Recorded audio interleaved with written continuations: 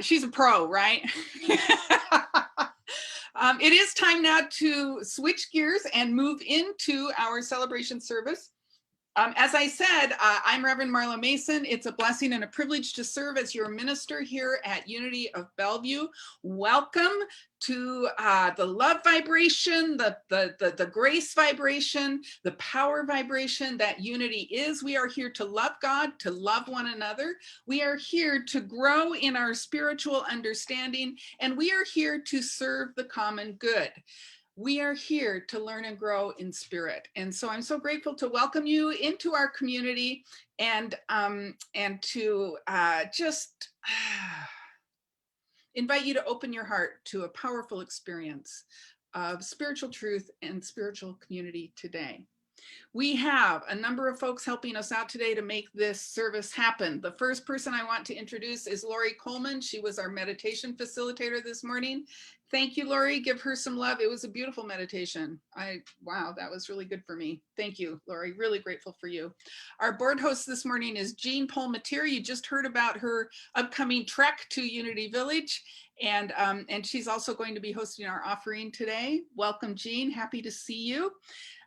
We don't have any prayer chaplains today because it's Q&A Sundays. So plan on sticking around after the service if you have any questions about what's going on here at our center, or about our teaching or about anything having to do with Unity. Monica McDowell Elvig is our producer this morning, and she's also our center administrator. So we're always grateful for Monica every single Sunday. So thank you to all of you who are supporting us in powerful service this morning. I also want to introduce Cindy Akana. She is a powerhouse. I am so grateful to welcome her as our guest artist this morning. She is from the Pacific Northwest area, from the Tacoma area. She's been a singer at Seattle Center for Spiritual Living, at Unity of Tacoma, Amazing Grace Center, University of Puget Sound. She's even hung out a little bit with those Methodists. I kind of like that. Unity of Seattle, with a lot of musicians that we know and love, like Stephen Plummer and Rafe Perlman and Aaron McGowan. She also, interestingly, has a master's degree in theology, which I have a deep appreciation for. Thank you for bringing your wisdom and your grace and your talent and your skill as a musician to us today. Cindy's going to anchor us with a song.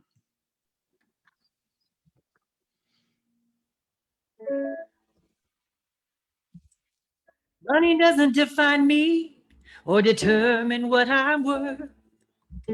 Second homes and diamond rings mean less to me than keeping my word. And how I treat my neighbor, the ones with unruly kids, tells you more about who I am and what I have and how I live.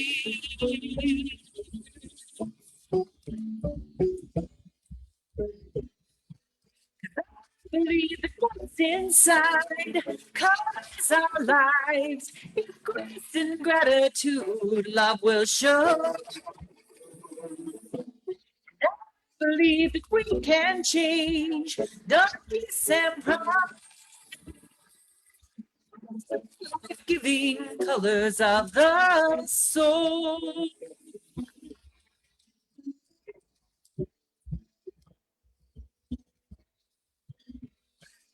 Cannot consume me when I'm thankful for all I have. So I count life's benefits every night before going to bed. I'm told about the way that something is done. Remind myself that grace abounds for everyone.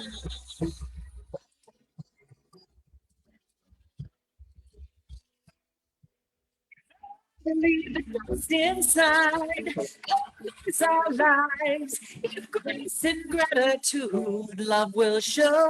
And I believe that we can change darkness and pride. Giving the colors of the soul.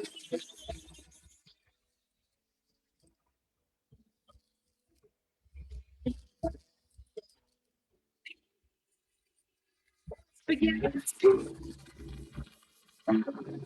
patient, sweet kindness, joy, joy, pains, and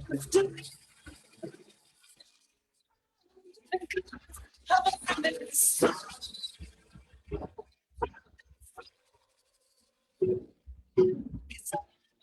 What's inside colors of light with grace and gratitude. Love will show that we can change darkness and bright. Just the giving colors of the soul. Just the giving colors of the soul. Patience, kindness, joy, and laughter. In colors of a loving soul. Patience, kindness, joy, and laughter.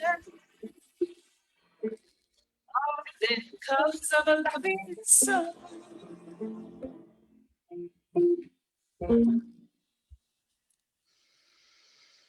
And so we turn within and we recognize that the soul within, perfect, whole, and complete right here and right now, and we lift our conscious awareness into this spiritual truth, into the power of this spiritual truth, knowing that something greater than we are is living itself in, through, and as us this day and every day.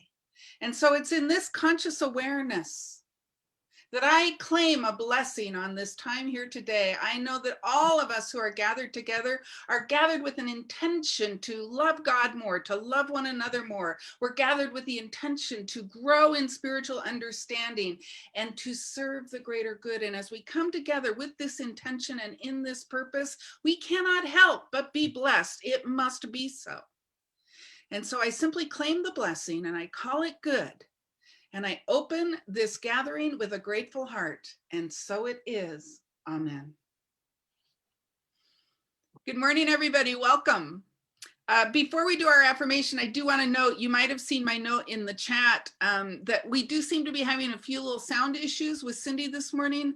I'm sure that she's kind of looking on what she can do from her end right now. So just know that, actually just join me in consciousness, knowing that any issues with the internet or with connections or with anything are just worked out effortlessly and easily right now, and that there is a flow of beautiful music from Cindy's location to ours. That's what I invite you to know with me as this all gets sorted out, first in mind and then in the realm, right? All right, so let me read through today's affirmation, and what I invite you to do is just hear it, to open your heart and your mind and your spiritual ears to the power of these words. My word is the word of the divinity within me. My word is power, God power, and I speak and think and live only words of good, of love, of truth. The truth within me is unassailable, and the power of my word is irresistible. And so it is. Breathe that in for a moment, feel into it. And breathing out, I invite you to join me, declaring this affirmation with me, with conviction in the awareness that it is already true for you. My word is the word of the divinity within me. My word is power, God power, and I speak and think and live only words of good, of love, of truth. The truth within me is unassailable, and the power of my word is irresistible, and so it is.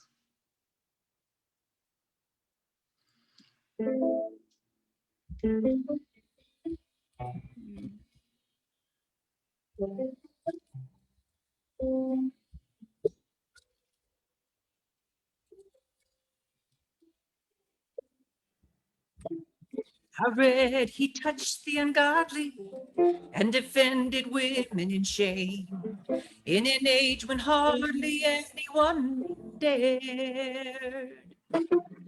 I also read he walked on water, but his loving deeds and words say heaven walked on earth. Heaven walked on earth. Mm.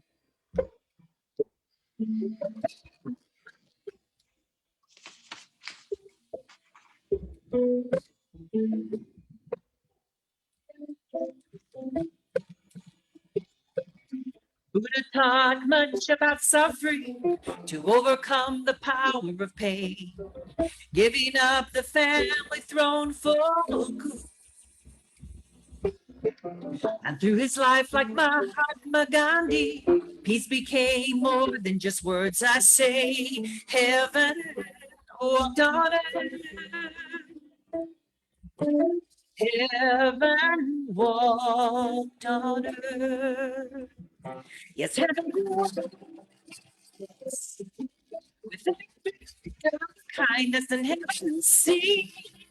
With every thank you, please. And if you do wonder how to end a hunger, you walk in heavenly peace.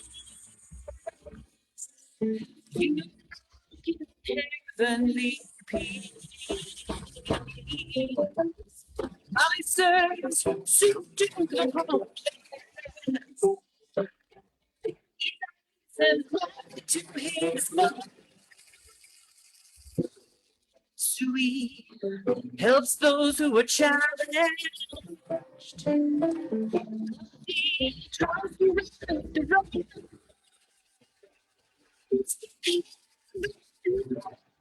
So heaven walks on earth. Yes, heaven with a kindness and heaven see. With every thank you and please. And if you do wonder how to end a hunger, you walk in heavenly peace. You walk in heavenly peace. Yes, you walk in heavenly peace. You walk in heavenly peace. Hmm.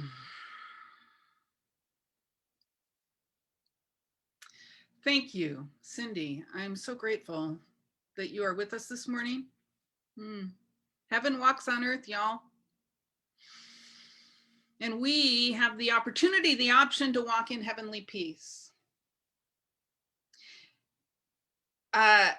I love that image of heaven walks on earth because what we are introducing today is a new theme. We are talking about this amazing, wonderful, and marvelous book, which I hope you all have read. I reread almost the entire book yesterday. And oh my gosh, I hadn't read it in 7 or 8 years. And you just need to put this on your list for a once a year read. Because if you're like me, I look at these things, I was like, oh, I read that. I know what's in there. I can recite the 4 agreements. I know what they are, right? But you don't. You might be able to recite the 4 agreements, but if there is, if there's anything in your life that is not, that is showing up as stress or pain or suffering or lack, you're not living the 4 agreements. You need to go read the book again. Me too. Does that make sense? So I actually have now put this on my spiritual practice list for an annual read because I can't believe how much I was missing. Being able to recite the words is not enough. We have to live from the power of the words, and we have to get the context. You know, the book provides the context for the words. And so all month long, we're going to be talking about the 4 agreements, what they are, why they're important, what the context is, and how to put them to work in our lives. And maybe we'll just even do this once a year because that'll keep us all anchored in it, all right? So the first thing to know, and I love the idea of heaven walks on earth, because the first thing that he talks about in kind of the introductory material here is he talks about a spiritual truth that we already know. Matter, and by matter, I mean the hard objective things we see around us. Matter is a mirror for consciousness. What's happening here in the realm of form is a mirror for consciousness. And what's happening in our lives is a mirror for our individual consciousness. It's also a mirror for what's happening in the collective consciousness, because our individual consciousness is often subjective to the collective consciousness. Does that make sense? And it is a mirror for, let's see, sorry, I have to do one thing. Sorry, you guys, give me just a second. There we go. So matter is a mirror for our individual lives, for our collective lives, for our collective consciousness that impacts our individual consciousness, impacts how our lives outpicture. And so when we're talking about the objective form of things that we can see and feelings that we can feel, it's all just an outpicturing of something that's happening in consciousness. Matter isn't real. It's a little bit of a tough idea to swallow, because look, that seems very, very real. But what's real is what's behind this. What's real is the energy that created this. And the reason that's what's real instead of this is going to go away. It's just cardboard and paper. It's going to melt away into the nothingness from which it came, but the consciousness behind it is eternal. The consciousness behind it will never go away. That is what's real. So I want to tell you a story that impacted my decision about what reality is, what objective reality is. And this happened in the first grade. Little Marla Mason in first grade. For my birthday, my brother gave me a jump rope. And can I tell you, this jump rope was something else again. It was, first off, the first jump rope of my very own that I had ever had. It had the little pom-poms, right, on the handles. I was super excited about this jump rope. It was pink. It was everything I could have possibly wanted. I was so excited about this jump rope that I decided to take it to school for show and tell. And so I have my jump rope on my desk in front of me, and I'm like this in my chair, I'm sure, because I was so excited to show this off to all of my friends in show and tell. And one of the kids was up there doing his thing. And I swear to you, my teacher called on me, Mrs. Blevins. I swear to you, she called on me. And I jumped up from my desk with my jump rope, and I was, going up to the front of the room. And she said, "Marla Mason, sit down. It is not your turn."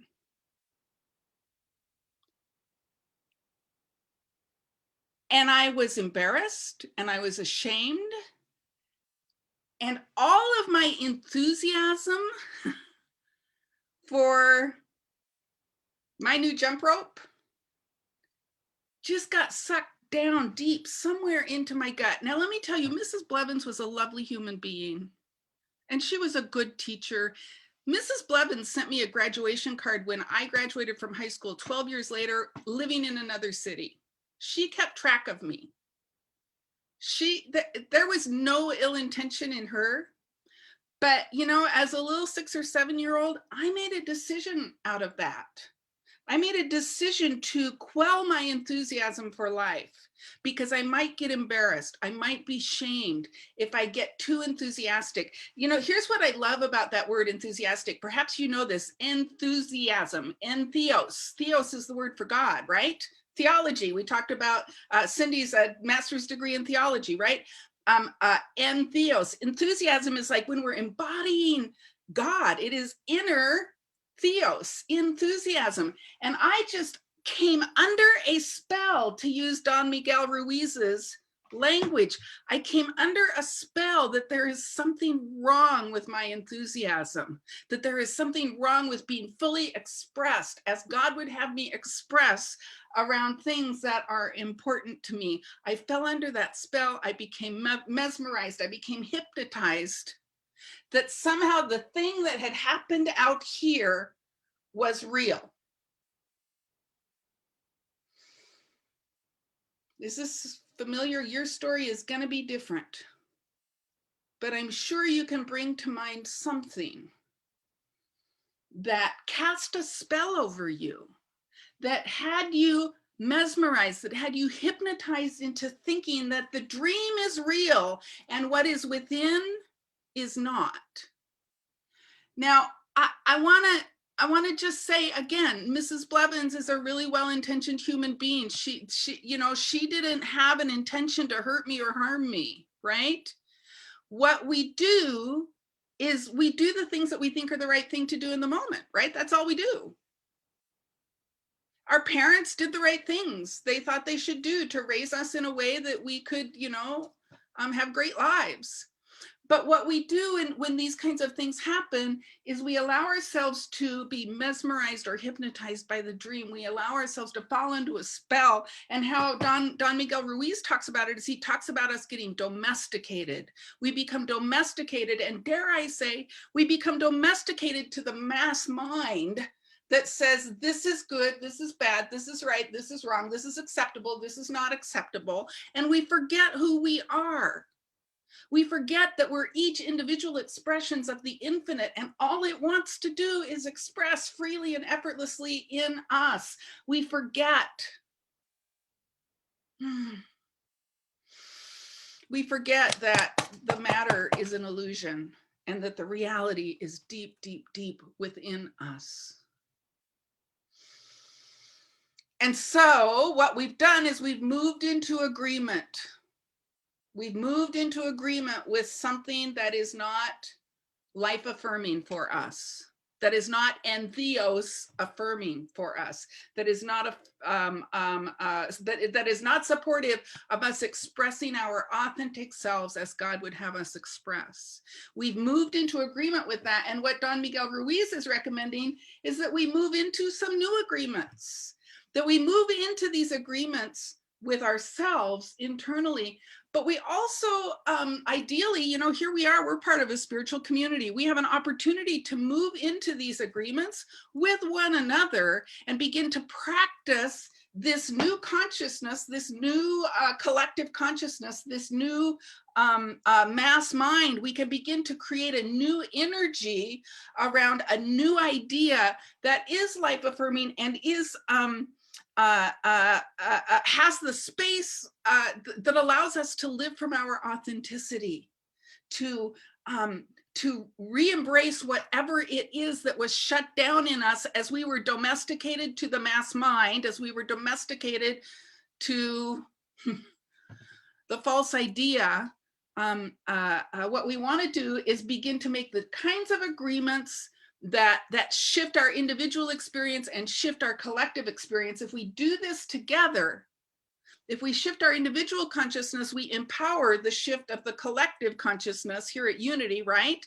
And as we shift the collective consciousness here at Unity, we begin to shift the collective consciousness of the planet. Are you ready to move into some new agreements?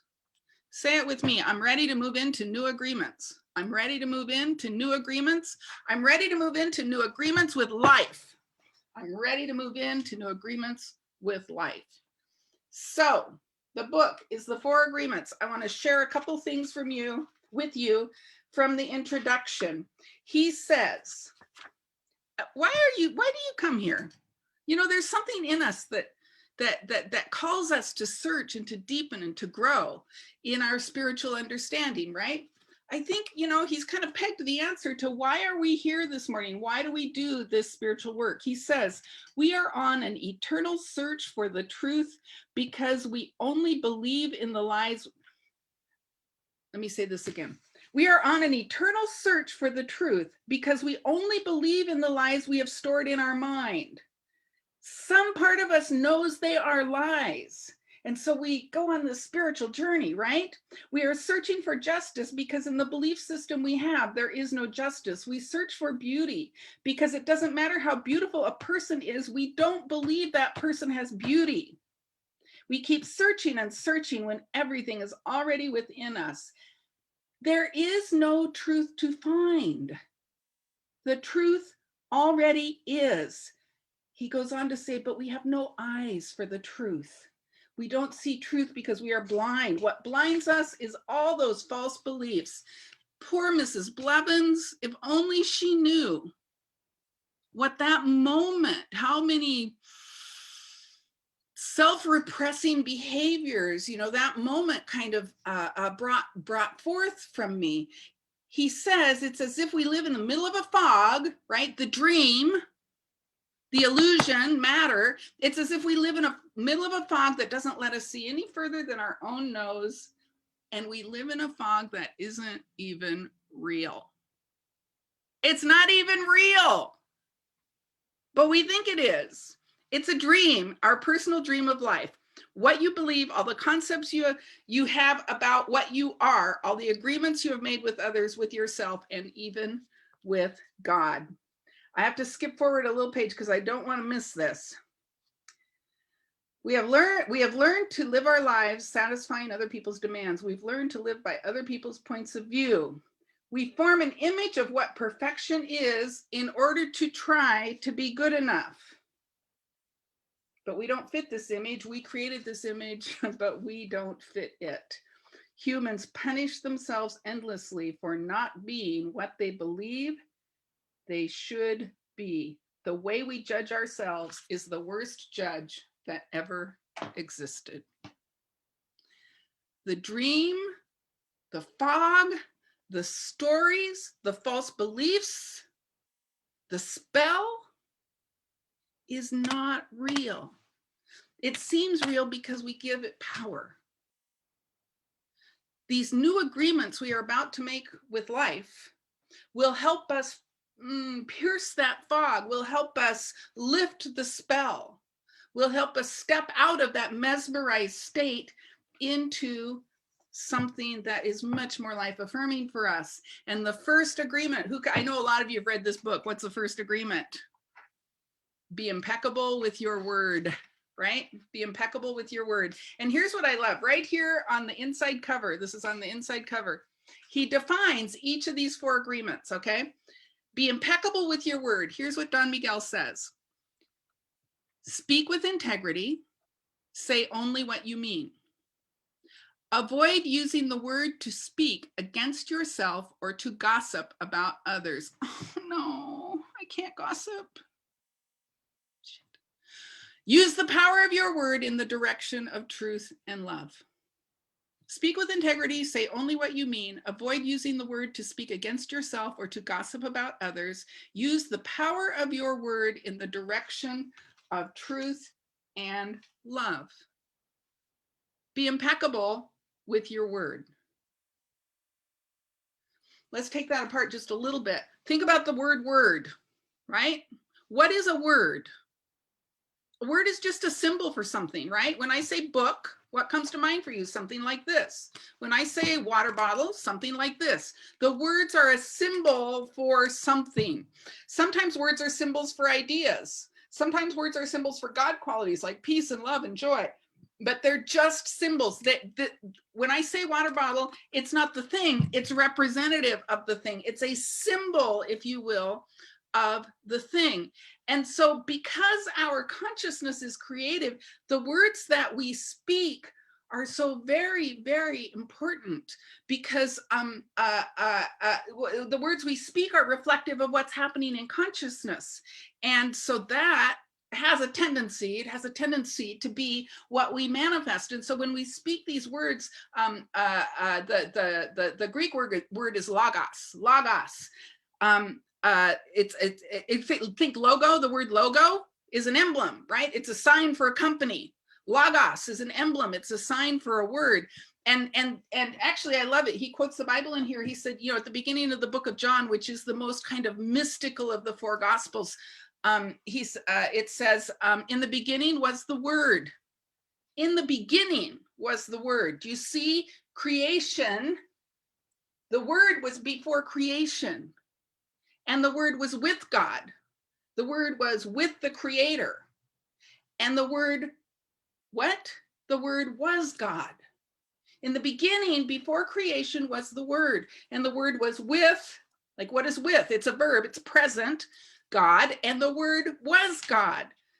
The creative power is the Word. This is why it's so important that we be impeccable with our word. Let's look at that other word, impeccable. In peccata mundi, the sins of the world. I was raised with that kind of language, right? But impeccable, I am is a negating. Okay, I am means without. Impeccable means sin. So impeccable is without sin. Be without sin in your word. In the symbology, the way that you language things, be without sin. What is sin? I'm sure most of you are familiar with the idea of sin as missing the mark. Think of, you know, the shooting the arrow. If I miss the center of the target, I've missed the mark. Underlying meaning of the word sin, I've missed the mark. Don't use your language to miss the mark. Does that make sense? Without sin is on the mark. Be on the mark with your language. Impeccata, without sin. Be on the mark. Fire well. Fire clearly. Hit your target. Be impeccable with your words, speaking only those words that are on the mark. And what are the words that are on the mark? Words of spiritual truth. The words that are on the mark are words of spiritual truth. Love, joy, peace, ease, grace, wisdom, power. There's only one life. That life is God's life. That's a word of truth, I believe. I think it's a word of spiritual truth. So I speak only those words. Instead of, you know, in my head or even out of my mouth, I might be speaking words that are much less life affirming than that. Jump rope girl, little girl Marla, you know, began speaking words about herself that were no longer on the mark. I made up a story. I fell under a spell. I became peccable, if you will, with my word. I became sinful in how I spoke to of myself. I missed the mark for a lot of years because I began to speak like, just out of shame and embarrassment for anything that I felt powerful feelings for. But if I'm going to be impeccable with my word, I'm going to absolutely bless that little girl who was so excited about her new jump rope. And what a perfect thing that she had this experience so that she could know what it feels like to be shut down and not shut people down.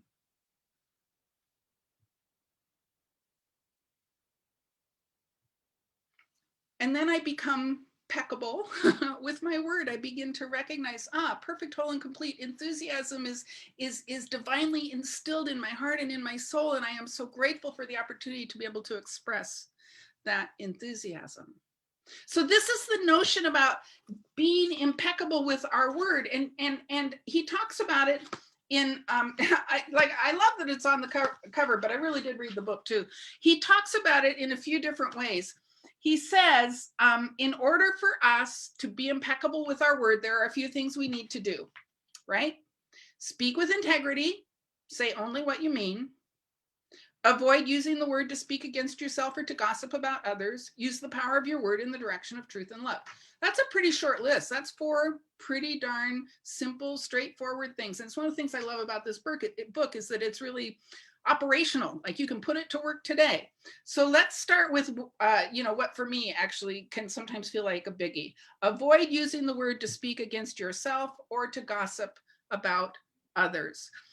Avoid using my word to beat up little girl Marla for her enthusiasm, right?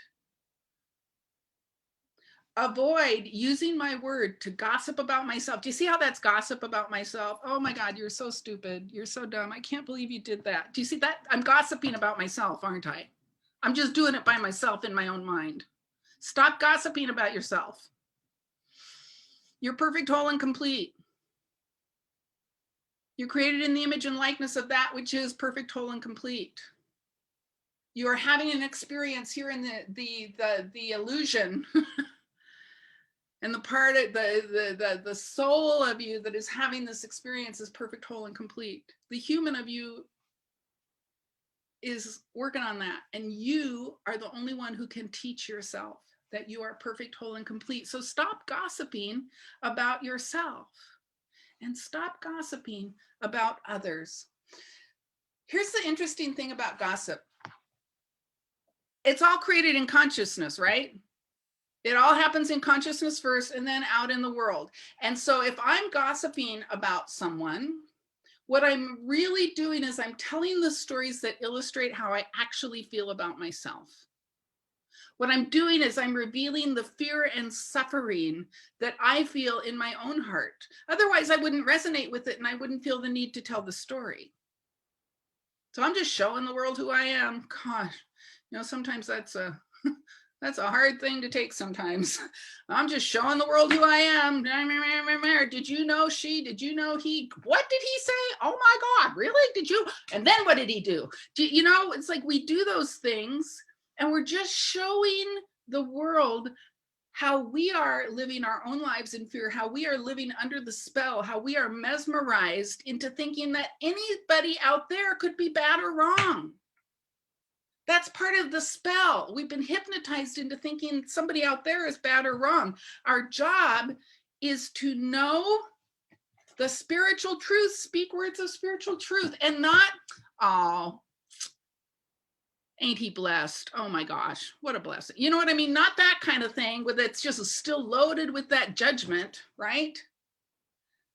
But truly knowing the spiritual truth about someone.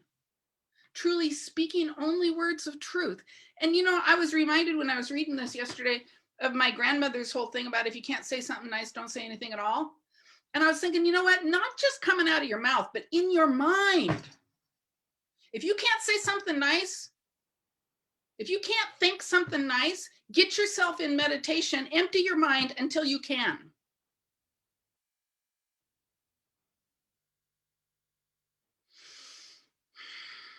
Because gossip just mirrors what's actually going on in our own hearts. We can only speak the stories of others when they are our stories.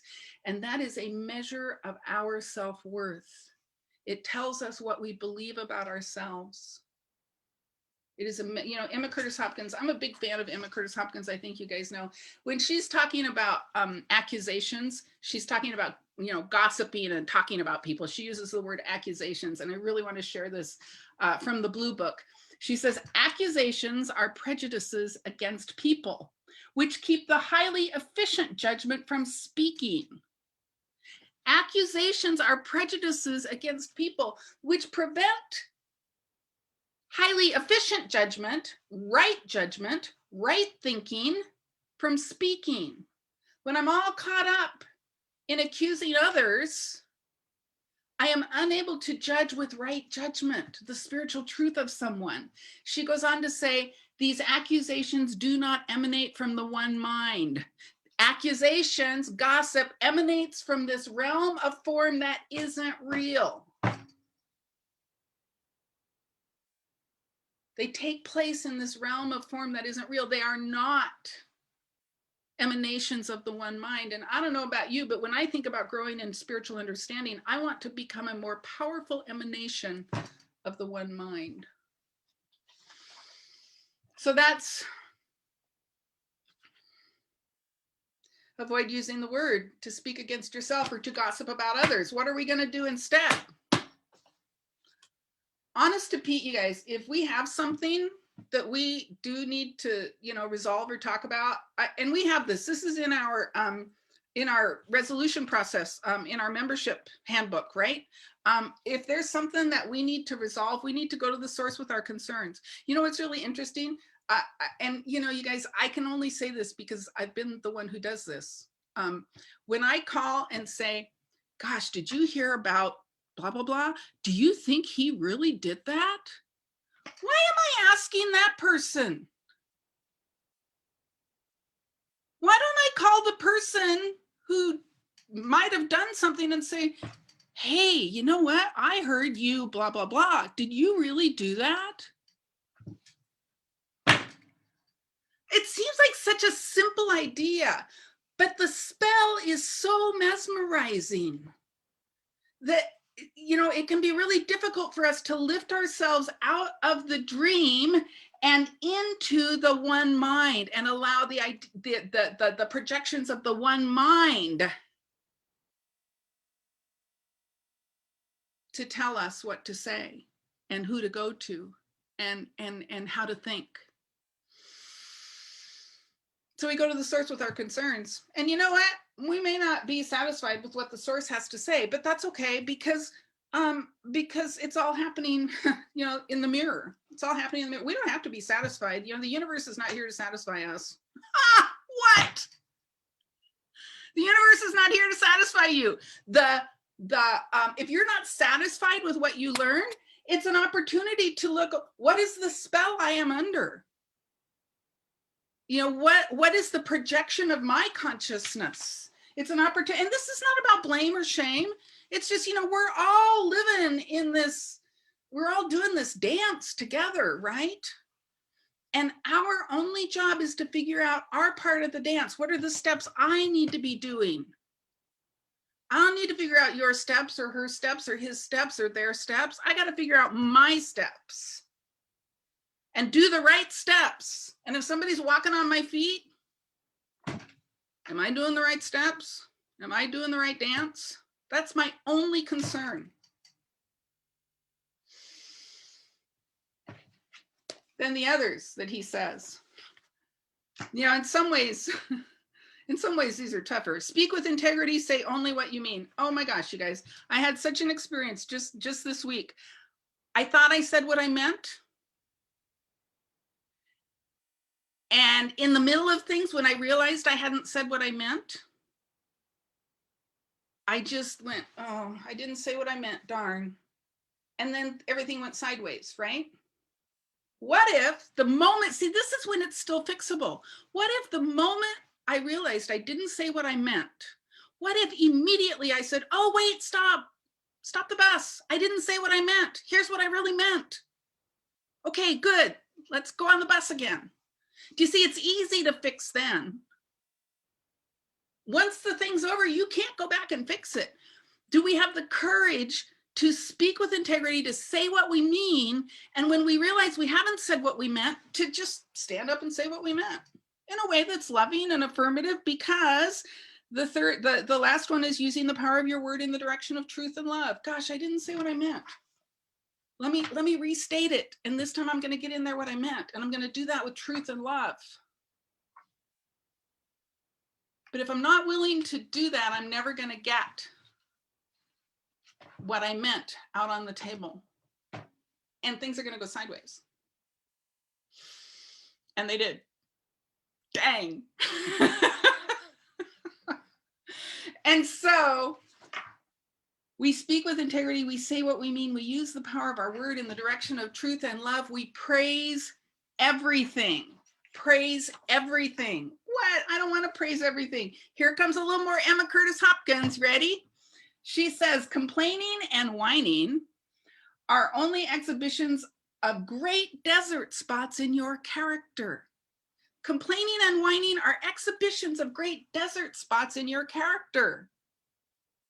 You must fill up deserts with rain and fertilizer. So you must transform your moments of complaining by praise and descriptions of the good in the universe. The desert has not had rain enough, so you have not charity and mercy enough if you feel like complaining.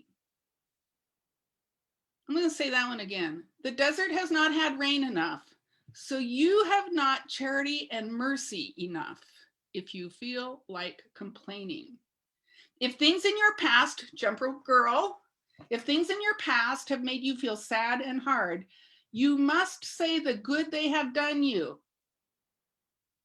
and give great thanks. You know, jump rope girl thing has done me some good, right?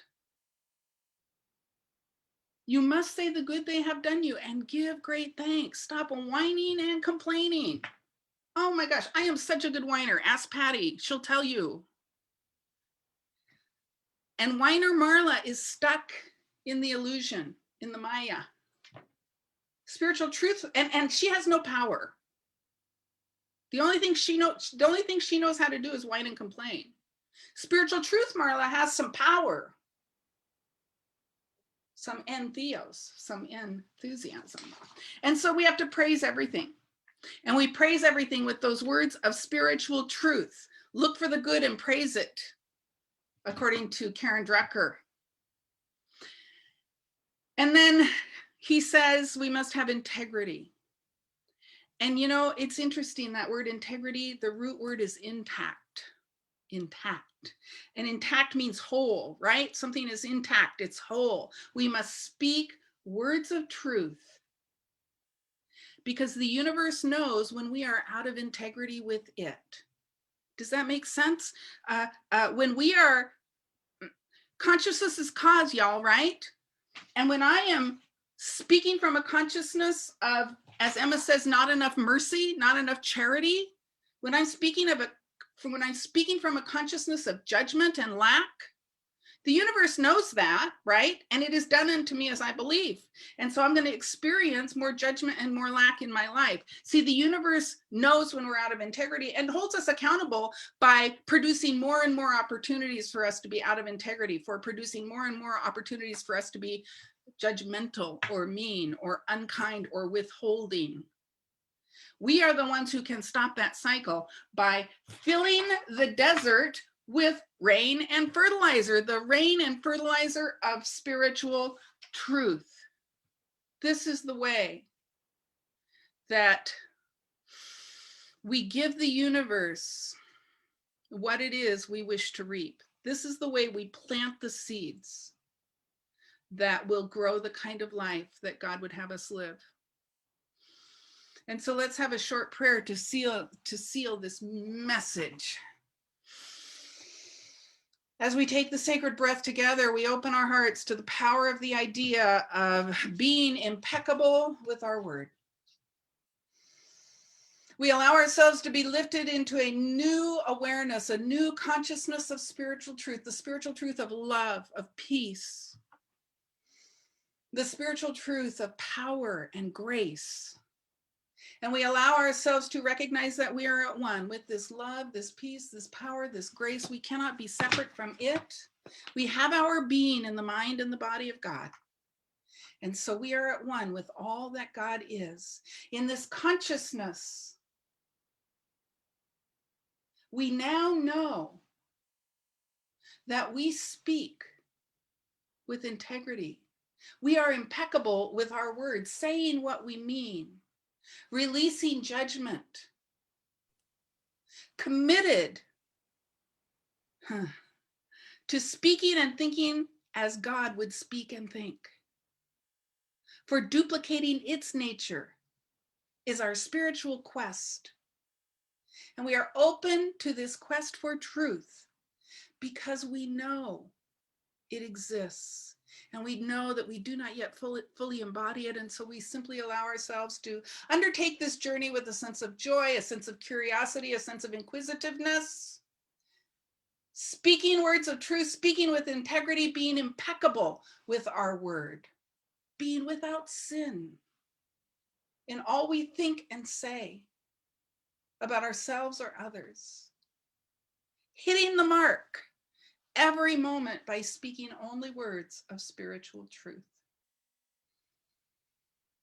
And so it's in this awareness that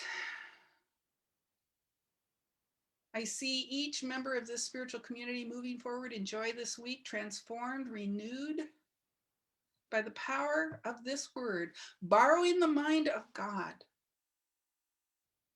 to be impeccable with our word. I am so very grateful for the shift in consciousness. I am very grateful for the lifting of the fog. I am so grateful that we know who we are and what we belong to. And I close this message with a grateful heart, calling it good and very good. And so it is. Amen.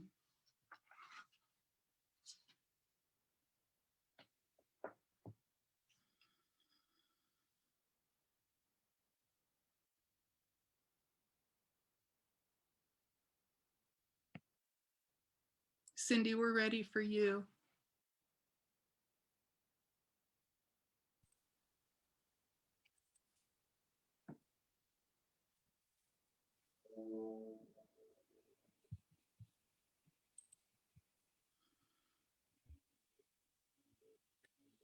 Let me be the love I want to receive, or let it flow through me abundantly. Let me be the words of love I want to receive. Let them flow as I breathe.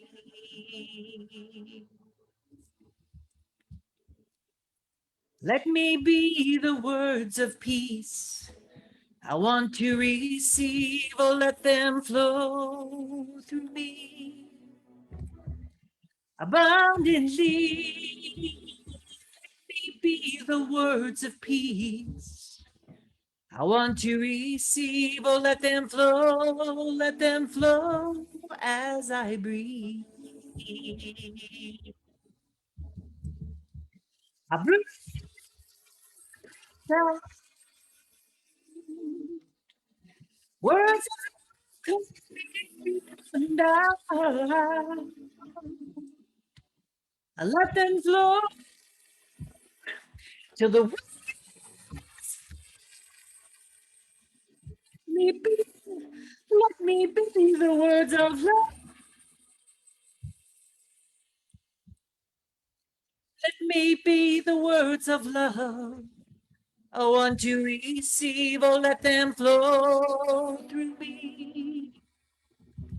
Above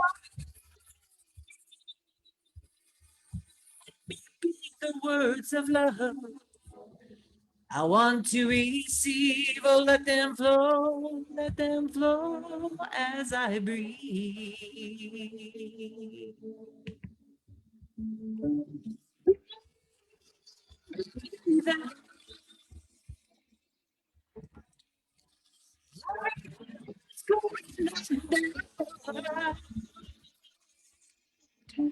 I let them flow till the words me.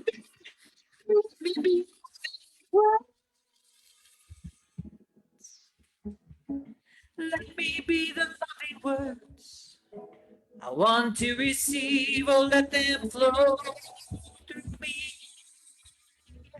abundantly.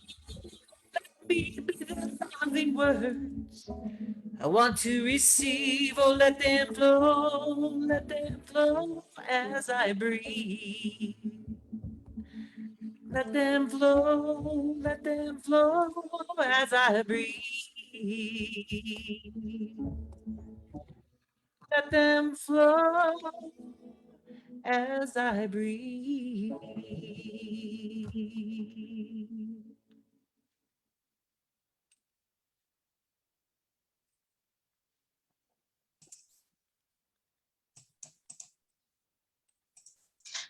Thank you, Cindy. My name is Jean Palmatier. I'm your board host for today. If you're new to Unity of Bellevue, on behalf of the Board of Trustees, I'd like to welcome you to our center, online or in person here in a few weeks. I'd also like to invite you to connect with us. Monica, our center administrator, will talk about how to connect in a few minutes. In the meantime, please know that while I talk a little bit about giving here in a minute, there's no obligation for you to do so. You can if you'd like, but there's no obligation. For those of you who call Unity of Bellevue your spiritual home, you already know that this part of the service is our weekly reminder of our belief that giving is a spiritual practice, one which allows us to love, to grow, and to serve. Giving puts us in a position to love ourselves and others by making a commitment to waking up to the spiritual presence that is already in us, through us, and all around us. Giving allows us to grow our faith that the universe is an abundance place, and to affirm the understanding that we will always be taken care of, regardless of the circumstance. Giving allows us to individually participate in service to Unity of Bellevue's vision and mission.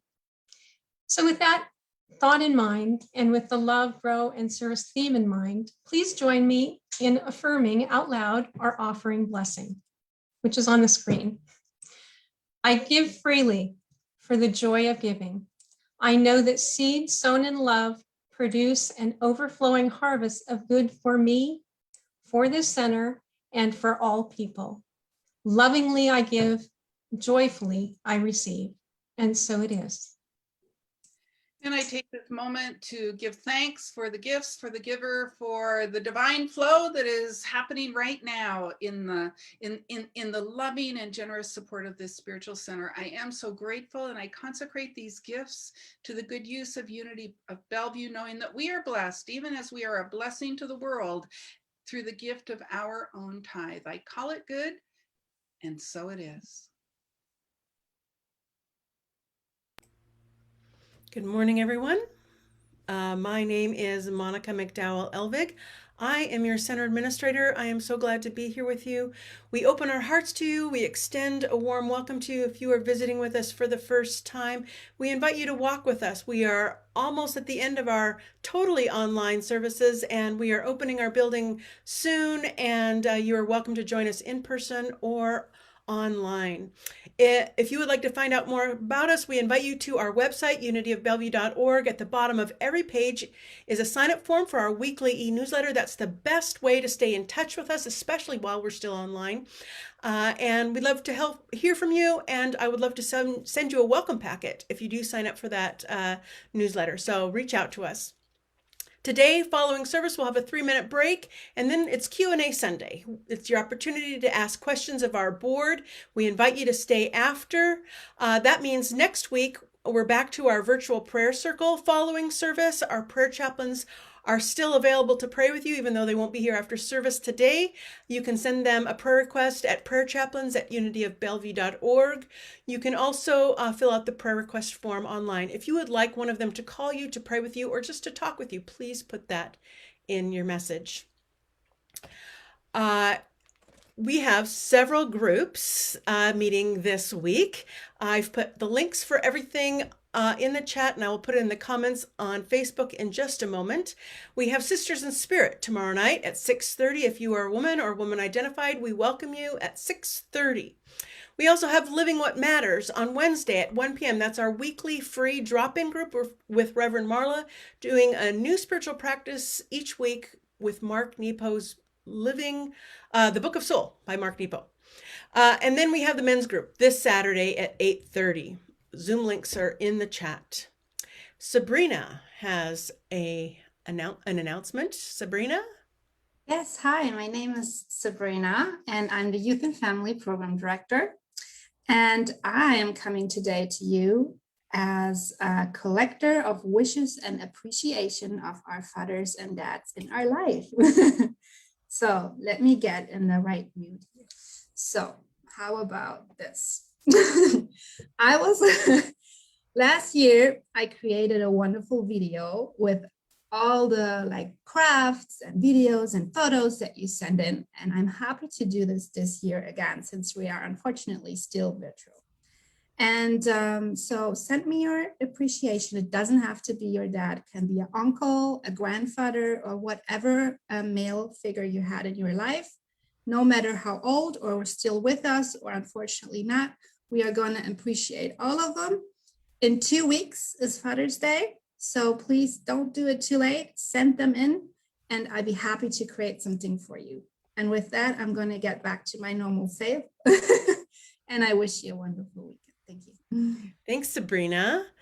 Very fun. We have a couple other things coming up. We have a Metaphysical Bible class with Reverend Marla, starts on June 23rd, Wednesday evenings. The link for more information and registration is in the chat. We also are doing a survey because we are going to be opening up our building. The link to that, if you haven't had a chance to fill out that survey, let us know your thoughts about when to come back into the building. So just take a moment to do that. Book of the month is for sale, Unity of Bellevue's online bookstore, and I will see you not next week. I'm taking next week off. My son is here, and I'll see you in 2 weeks. Blessings. Thank you, Monica. And thank you everyone who has participated in our service today. I want to assure you all that I am going to be sending an email to Cindy Akana tomorrow because I want to make sure that we get her back really soon. We're going to troubleshoot some of these sound issues. She is going to sing one more song for us. I can tell that they're beautiful. There's just a lot of skipping in and out. So Cindy, expect an email from me tomorrow. In the meanwhile, Cindy has a closing song for us at the conclusion of the song, 3 minutes. Stick around for the Q&A. I can't wait to hear what's on your mind. Cindy, go ahead. Okay, hi. I'm going to talk first just to see if you got me. Okay. I'm really grateful to be here, and I am so sorry that this has been happening, but I'm figuring out, I kind of know what's going on, so.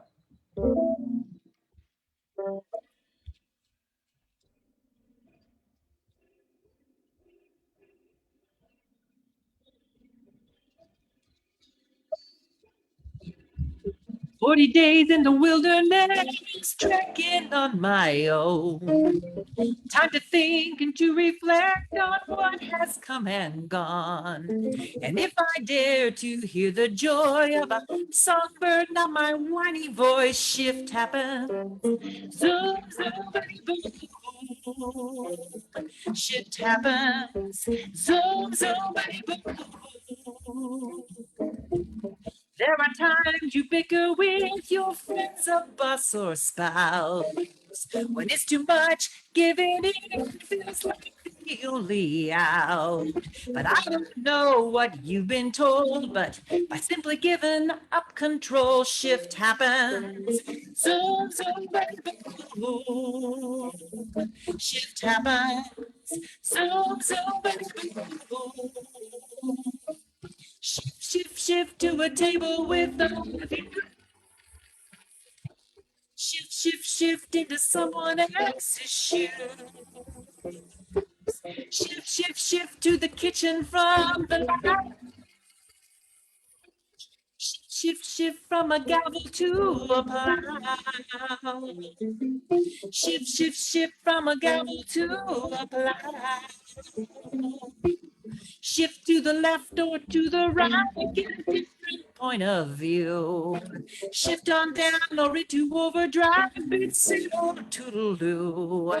And I don't care which way you turn, cause either way you're gonna learn. Shift happens. Zoom, zoom, boom. Shift happens. Zoom, zoom, boom. Shift, shift, shift to a table with all of you. Shift, shift, shift into someone else's shoe. Shift, shift, shift to the kitchen from the light. Shift, shift, shift from a gavel to a plow. Shift, shift, shift from a gavel to a plow. Shift happens. Thank you, Cindy Akana. Have a great week, everybody. See you in 3 minutes for Q&A. Bye-bye.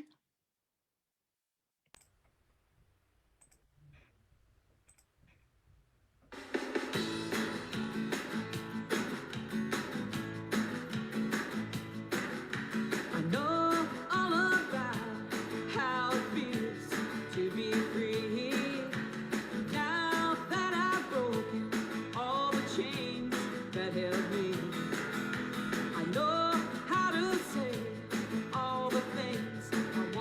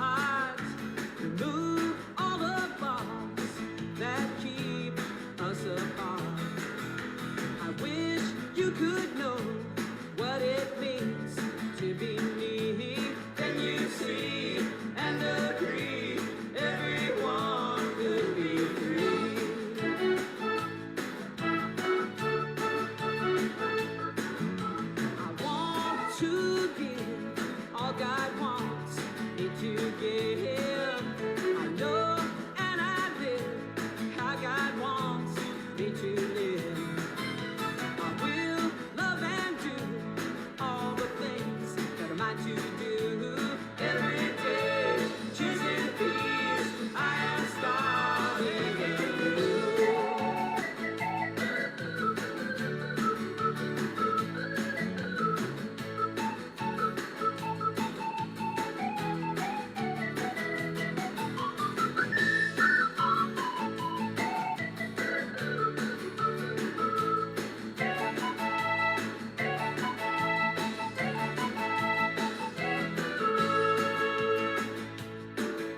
I wish I could be like a bird in the sky.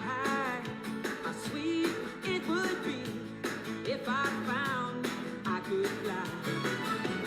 Soar to the sun and look down at the sea. Then I'd say, 'cause I know, yes I'd say, 'cause I know. Then I'd say, 'cause I know how it feels to be free.